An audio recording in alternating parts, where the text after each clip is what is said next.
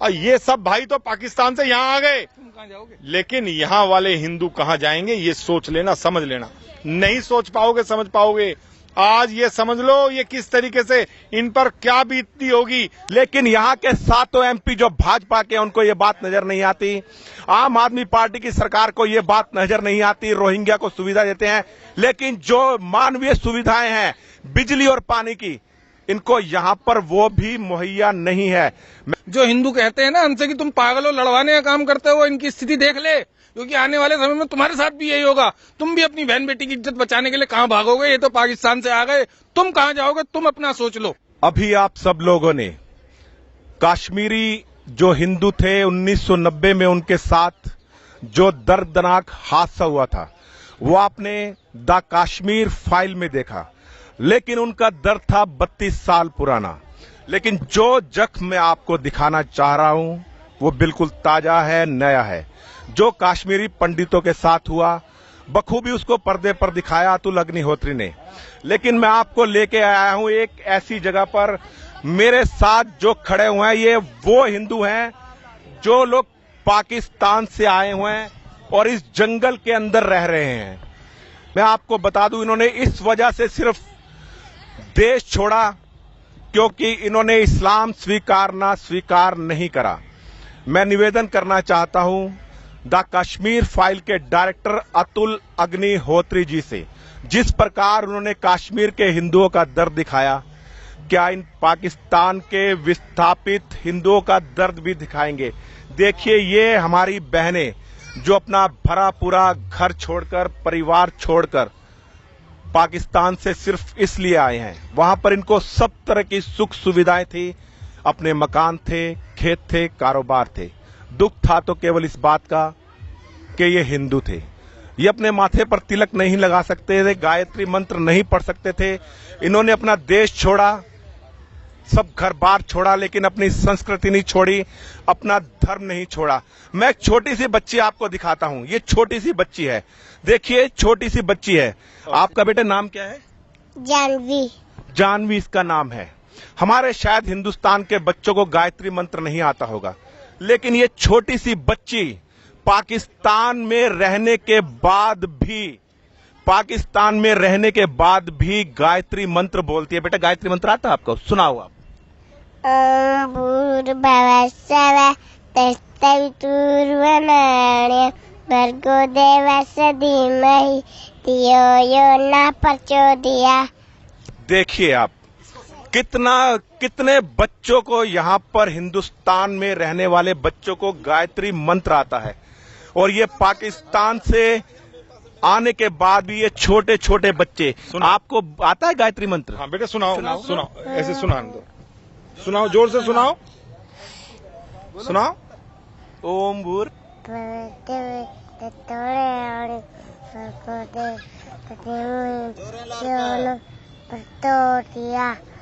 देखिए, सब बच्चा अपनी तुतलाती आवाज में गायत्री मंत्र बोल रहा है।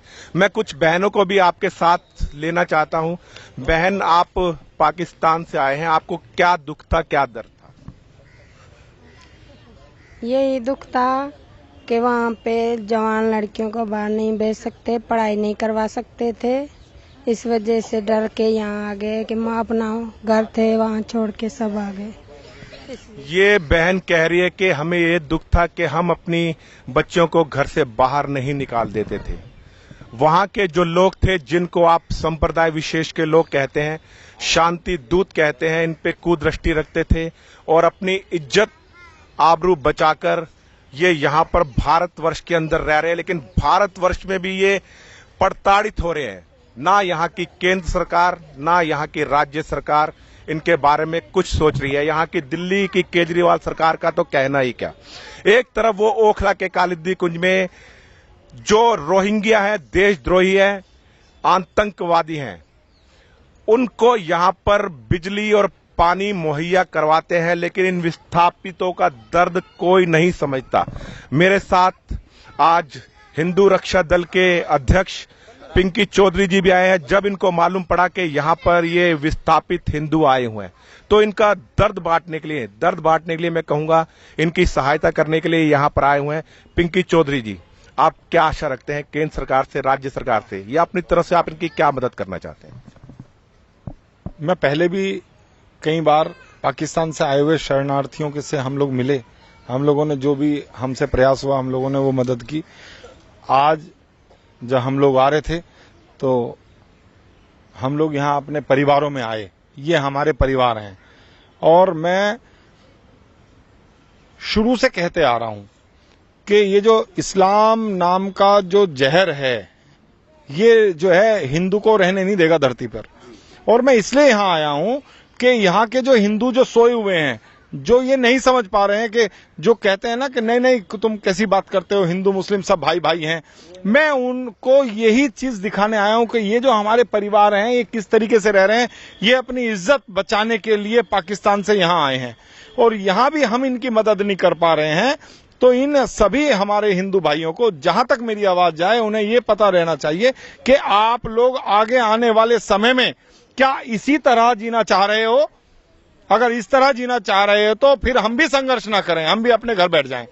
फिर हम क्यों जेल जाएं अपने हिंदू समाज के लिए। मैं जेल केवल हिंदुत्व के लिए गया, अपने हिंदू भाइयों को बचाने के लिए गया, अपने आने वाली पीढ़ियों को बचाने के लिए गया। भाई एक बार और सब दिखाओ इनको। ये जो हमारी बहन बेटियां आई हैं और ये जो परिवार यहां आए हैं, ये केवल और केवल अपनी इज्जत बचाने के लिए यहां आए हैं और अपने धर्म के लिए, इन्होंने धर्म के साथ समझौता नहीं किया। इन्होंने धर्म के साथ समझौता ना करके ये जो है अपने धर्म के लिए इन्होंने भूखा रहना और झुग्गी झोपड़ियों में रहना स्वीकार किया, लेकिन इन्होंने धर्म परिवर्तन नहीं किया और आज भी अपने धर्म के लिए अड़िग हैं। और मैं इन सभी भाइयों को ये कह रहा हूं, हम लोग इनकी यूपी में या कहीं भी हम इनकी व्यवस्थाएं कराने की, अभी मैंने इन परिवारों से बात की है, हम इन परिवारों को एक एक दो परिवारों को करके हम यूपी में लेके जाएंगे और वहां इनकी व्यवस्थाएं मजबूत करेंगे और हम इन्हें ये महसूस नहीं होने देंगे। अब से पहले जो हुआ मैं नहीं कह सकता। ये आपको आश्वासन दे रहे हैं या आज ये प्रण ले रहे हैं? मैं प्रण ले रहा हूं। ये मैं आपको मैं अपने कार्यालय के सामने, जहां हिंदू रक्षा दल का कार्यालय है, मैं उसके सामने इसमें से 2 परिवार को तो कम से कम वहां काम दूंगा ही दूंगा, चाहे जो हो जाए। और उसके बाद हम लोग सक्षम हैं, हनुमान जी का हम पर आशीर्वाद है। हम अपनी जगह, हम मेरे आलोक भाई हैं, हम वसुंधरा, यहाँ वैशाली वसुंधरा में, वहां भी हम अपने परिवारों को कहीं ना कहीं अपनी व्यवस्थाएं कराएंगे, हम कराएंगे, इसमें कोई दो राय नहीं है। हम तो जो भी भाई मुझे देख रहे होंगे और जो मुझे जान रहे होंगे वो ये जरूर जानते हैं, पिंकी जो कहेगा वो करेगा जरूर, चाहे जो हो जाए। मुझे लड़ाई हम लोग लड़ते हैं, हम लोग ऐसा नहीं है। जैसे मुझे अभी पता लगा बहुत से लोग आते हैं चले जाते हैं, मुझे ये भी पता लगा हमारे हिंदू परिवारों में ईसाई आए, काफी ईसाई आए। उन्होंने एक जगह यहाँ एक वो भी खोला है स्कूल टाइप में, ये ड्रामेबाजी करते हैं, ये हिंदू को सभी को ईसाई बनाने का काम करते हैं। लेकिन मैं अपने परिवारों को ये आश्वासन देके जा रहा हूं कि आप लोगों का कार्य हम लोग करवाएंगे। यहाँ आप लोगों के घर लालन पालन की जिम्मेदारी हम लोग करेंगे, इसमें कोई दो राय। और जितने भी पाकिस्तान में इस तरीके से प्रताड़ित हिंदू हैं, मैं अभी इन्हें कह रहा हूं, चाहे मेरी लेटर हेड की आवश्यकता पड़े, चाहे मुझे मेरी किसी चीज की आवश्यकता पड़े, हम पाकिस्तान में ऐसे अपने भाइयों को, अपने ऐसे परिवारों को यहां लाने का काम करेंगे। मेरी बात चल रही है और मैं अपने परिवारों को यहां बुलाऊंगा और उनकी व्यवस्थाएं कहीं ना कहीं काम की व्यवस्थाएं हम करेंगे, इनकी रहने की व्यवस्थाएं भी हम लोग करेंगे, इसमें कोई दो नहीं। आलोक जी, मैं आपको बता दूं, जो आपके माथे पर तिलक शोभायमान है ना, ये हिंदुत्व का प्रतीक है। लेकिन इन लोगों की पीड़ा ये थी कि पाकिस्तान के अंदर ये अपने माथे पर तिलक नहीं लगा सकते थे। ये पीड़ा आने वाले समय में हर दिल्ली के हिंदू, क्योंकि जो कहता है ना भाईचारा देखना है तो ये देख लो, इनसे ज्यादा कौन निभाएगा भाईचारा। अभी एक से बात हो रही थी, भाई बता रहा था कि इसके पास 150 बीघे का काम था, गाड़ी थी, बंगला था, सब कुछ था। आज क्या है, कहाँ है? जो हिंदू कहते हैं ना हमसे कि तुम पागल हो, लड़वाने का काम करते हो, इनकी स्थिति देख ले, क्योंकि आने वाले समय में तुम्हारे साथ भी यही होगा। तुम भी अपनी बहन बेटी की इज्जत बचाने के लिए कहाँ भागोगे? ये तो पाकिस्तान से आ गए, तुम कहाँ जाओगे? तुम अपना सोच लो। हम तो लड़ते लड़ते मर भी जाएंगे, तुम्हारे लिए कोई दिक्कत नहीं है, पर तुम्हारा क्या होगा तुम सोचो। मैं अभी आपको उस व्यक्ति से मिलाना चाहता हूं जो पाकिस्तान से यहां आया, जो यहां पर विस्थापित है, उनके अध्यक्ष हैं। उनका नाम मैं आपको उजागर नहीं करूंगा क्योंकि उनको डर है। वो जब भी मेरे साथ कैमरे पर आते हैं वो इस वजह से, ये नहीं कि वो किससे डरते हैं, क्योंकि उनके कुछ रिश्तेदार, माँ बाप, भाई बहन पाकिस्तान में है। अगर ये वीडियो पाकिस्तान तक पहुंचती है तो वहां पर उनको प्रताड़ित किया जाता है, उनसे मारपीट की जाती है। मेरे साथ यहाँ के जो कैंप के अध्यक्ष हैं वो भी हैं, मैं उनका नाम नहीं लेना चाहूंगा। चेहरे पे आप अगर मास्क ढंग से लगाना चाहें, आपको वहां पर क्या परेशानी थी, आप खुल के बताइए। खुल के बताना तो हमारा विषय तो नहीं है, मगर सभी देखते हैं टीवियों में, चैनलों में, आज तक जियो न्यूज पे सब पे चलता रहता है। किसी का धर्म परिवर्तन कराना, किसी की बहू बेटी को लूटना, किसी के घर जलाना, गाय काट के मंदिर में फेंकना, मंदिर तोड़ना, ये तो सब विषय आप देख ही रहे हो। तो इसी प्रकार की जो भी समस्याएं थी उसको लेकर हम इस जगह यहाँ पे आ चुके हैं। हम तो अभी जंगल में हम रह रहे हैं, जंगल में रह रहे हैं। तो हाथ जोड़ के हमारी विनती है, जो भी भाई को, चाहे योगी जी को, अमित शाह जी को या नरेंद्र मोदी जी को, हमारा हाथ जोड़ के निवेदन है, इन शरणार्थी परिवारों को कहीं ना कहीं 2 गज जमीन दे दो, बैठकर कमाकर हम अपना खुद ही खा लेंगे। धन्यवाद। देखिए इनका ये दर्द है। मैं अभी आपको एक बच्ची को मिलवाता हूँ, छोटी सी बच्ची है, ये जंगल में पड़े हुए और इस जंगल में इन्होंने एक गीत लिखा, कितना दर्द है। और बच्ची की आवाज में वो बच्ची आपको बताएगी गाने के द्वारा कि उसका क्या दर्द है। बेटे आप यहाँ पर रहते हो, आपने यहाँ पर एक गाना बनाया, लिखा, सरकार से आप क्या कहना चाहते हो? सबसे पहले नाम बताओ आप। संजना मेरा नाम है। संजना नाम है। संजना बेटे आपने एक गाना बनाया था और गाना खुद अपनी आवाज में, वो गाना सुनाओ, आप क्या कहना चाहते हो देश की सरकार से, यहाँ के प्रधानमंत्री नरेंद्र मोदी जी से? कहीं घर मिल जाए ये जंगल छोड़ देंगे हम, कहीं घर मिल जाए ये जंगल छोड़ देंगे हम। भाई देखिए कितना दर्द है इस बच्ची के आवाज में। वो कह रही हैं कहीं घर मिल जाए ये जंगल छोड़ देंगे हम। मैं आपको बता दूं, ये इस वक्त सर्दियों का मौसम है, सर्दी खत्म हो रही है, इनका गुजर बसर हो गया। लेकिन जब यहाँ पर बारिशें चालू होती हैं, गर्मी होती है, मैंने अपनी इन्हीं 2 आंखों से यहाँ पर सांपों को रेंगते देखा है, जहरीले कीड़ों को। यहाँ पर रात के वक्त जंगली सुअर आ जाते हैं, नील गाय आ जाती है, जो उनके खाने पीने के सामान होते हैं उनको बर्बाद कर देते हैं। और यहाँ पर पिछले दिनों एक महिला की मृत्यु सिर्फ इस वजह से हुई थी कि उनको यहाँ पर डेंगू हो गया था और उनको इलाज तक मुहैया नहीं हुआ था। लेकिन यहाँ के 7 एमपी जो भाजपा के, उनको ये बात नजर नहीं आती। आम आदमी पार्टी की सरकार को ये बात नजर नहीं आती। रोहिंग्या को सुविधा देते हैं, लेकिन जो मानवीय सुविधाएं हैं, बिजली और पानी की, इनको यहाँ पर वो भी मुहैया नहीं है। मैं कहना चाहूंगा पिंकी जी, आप अपने स्तर पर निकलिए, कोशिश कीजिए और देशवासियों से आग्रह कीजिए कि इनके बारे में सोचें। और जो फिल्म मेकर हैं जिन्होंने कश्मीर के पंडितों के, कश्मीर पंडित नहीं कहूंगा, हिंदुओं के ऊपर फिल्म बनाई, अतुल अग्निहोत्री जी, इनके बारे में भी सोचें और इनके ऊपर एक फिल्म बनाएं ताकि इन हिंदुओं का दर्द भी दुनिया जान सके, देख सके। मैं एक बात और कह रहा हूं आपके चैनल के माध्यम से, सभी लोग जो मुझे सुन रहे हैं, सिग्नेचर ब्रिज से जब आप भजनपुरा की तरफ चलते हैं तो लेफ्ट हैंड की तरफ जो है इन्होंने कोई कचौरी की ठेलियां लगा रखी हैं और कई ठेलियां वहां सिग्नेचर ब्रिज से भजनपुरा की तरफ चलते ही सिग्नेचर ब्रिज जब खत्म होता है वहीं सभी हिंदू अपने भाइयों की है। और ये सभी जितने भी हिंदू भाई हैं, चाहे उन्हें खाने की भूख हो ना हो, इन्हीं से कचौड़ी खाएं, इन्हीं के पास आएं और इनके पास रुक करके अपनापन इनसे इन्हें लगे हमसे, ऐसी व्यवस्थाएं आप लोग सभी करें। और अपने यहाँ के जितने भी हिंदू हैं वो कभी मंदिर नहीं जाते हैं। आप ये देखिए, इन्होंने झुग्गी में रहते हुए यहाँ स्थिति, यहाँ पे भी इन्होंने इतना अच्छा मंदिर बनाया है, जैसे ये अपनी झुग्गी झोपड़ी में रह रहे हैं उससे अच्छी स्थिति में इन्होंने मंदिर बनाया है। मैं सभी हिंदू भाइयों से कहता हूं, अपने आसपास अपने मंदिर अच्छे होने चाहिए, उन मंदिरों में अपने बच्चों को भेजो, उनमें चरित्र और संस्कार डालो। नहीं डालोगे तो सब कुछ खत्म हो जाएगा।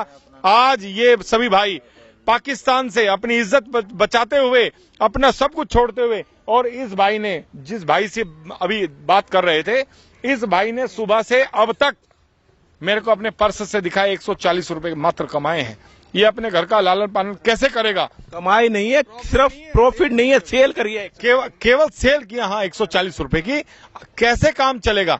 और हमारे हिंदू एक से एक मजबूत हैं, एक से एक ताकतवर हैं। हम नहीं कहते वो कहीं किसी को दे, वो स्वयं यहाँ आए।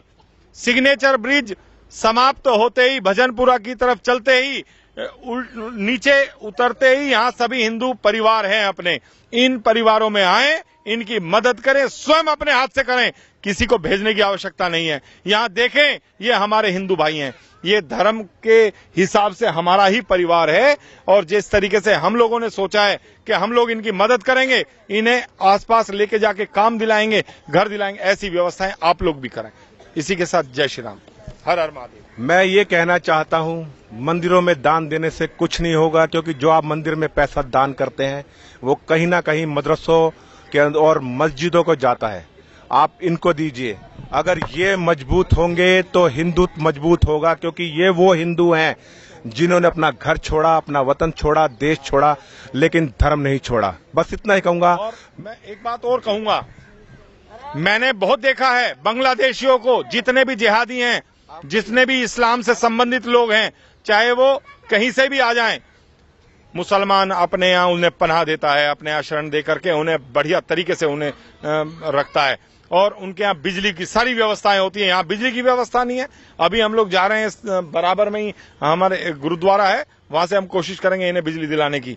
और आप लोग सोच लो, मुसलमान के लिए मरता है, हिंदू हिंदू के लिए नहीं। इसीलिए ये स्थिति हो पा रही है कि हमारे देश में भी आज स्थितियां कितनी खराब हैं। हमारे इस जिले गाजियाबाद से और इस दिल्ली में इधर की तरफ जहां हम हैं, यहाँ ऐसे बहुत क्षेत्र हो गए हैं जो हिंदू वहीन है, जहां हिंदू नहीं है, जहां मुसलमान बढ़ता जा रहा है। जाग जाओ, जाग जाओ, जाग जाओ, अन्यथा कहीं भी। ये सब भाई तो पाकिस्तान से यहाँ आ गए, लेकिन यहाँ वाले हिंदू कहाँ जाएंगे? ये सोच लेना, समझ लेना। नहीं सोच पाओगे, समझ पाओगे। आज ये समझ लो ये किस तरीके से इन पर क्या बीतती होगी, जो अपनी इतनी बढ़िया व्यवस्थाएं, बहुत बढ़िया बढ़िया घर, बड़े बड़े घर छोड़ करके यहाँ आए हैं। आप लोग कहाँ जाओगे ऐसे हिंदू हो, अगर हमारा साथ नहीं दोगे, और हिंदू हिंदू का साथ नहीं देगा, तो ऐसी स्थितियां सभी के साथ होंगी। आपने बहुत बड़ी बात कह दी, बहुत बड़ा प्रश्न चिन्ह उठा दिया। ये बात आपको सोचनी होगी, समझनी होगी। ये सिर्फ मैं आप पे छोड़कर जा रहा हूं। जय हिंद, जय भारत, वंदे मातरम।